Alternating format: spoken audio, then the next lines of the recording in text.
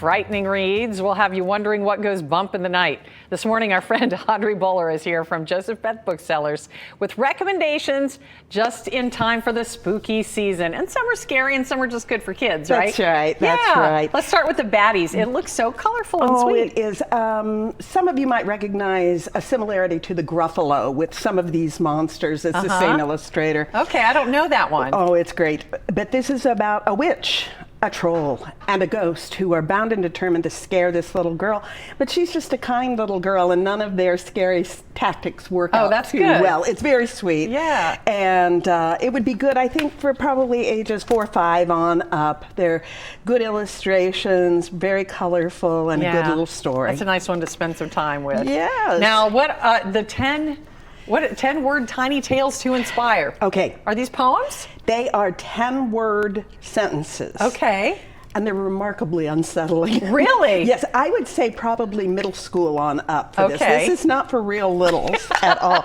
They're just sentences. Like the tiny robots remove their batteries as the house sleeps. Ooh, that is a little creepy. Yeah, it's just fun things like that. Okay.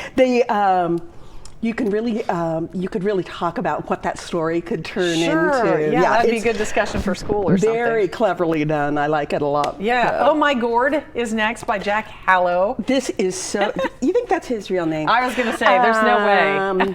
But this is sweet. This has got recipes, pumpkin-oriented recipes, decorating ideas, crafts. Good. So it would be a fun thing to make some pumpkin-y food with your family. Do some decorating, the pumpkin pie shake. Oh, you got to get that now so you have time for the weekend. That's right. To make some of those things. That it's shake very looks cute. Really good.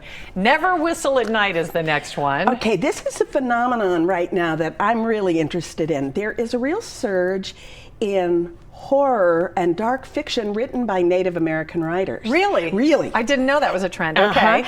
And this is a nice anthology edited by the great Stephen Graham Jones. And the title, Never Whistle at Night, in a lot of indigenous culture, it's considered very bad luck to whistle at night. Okay. It might release evil spirits. Oh, wow. Are they spooky stories? They are. Pretty spooky? They're good. They're good. And they mostly are set in the Plains area, the Pacific Northwest.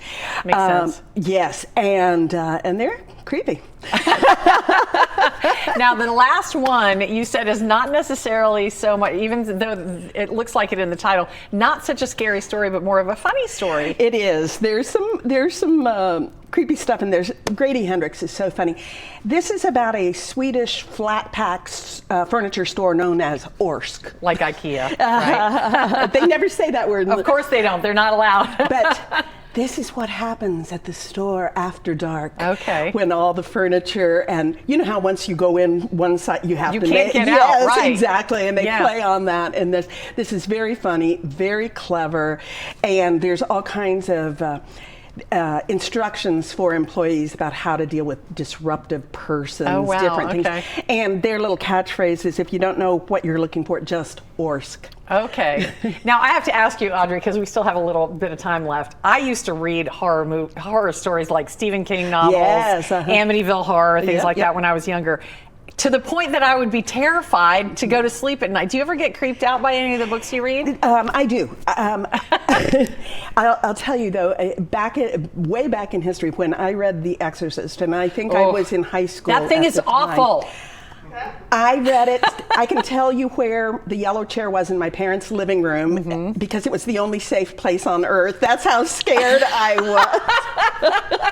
And I just couldn't quit. I just kept reading and reading. I think that's the most terrifying experience I ever had with a book. But that's the mark of a good book. You can't stop. Isn't it wonderful? Yeah, you can't make yourself stop. I know it. Well, happy Halloween. Those are all good recommendations. We always appreciate you coming in, Audrey. Thank you for having me. I appreciate it. Go to Joseph-Beth to find them.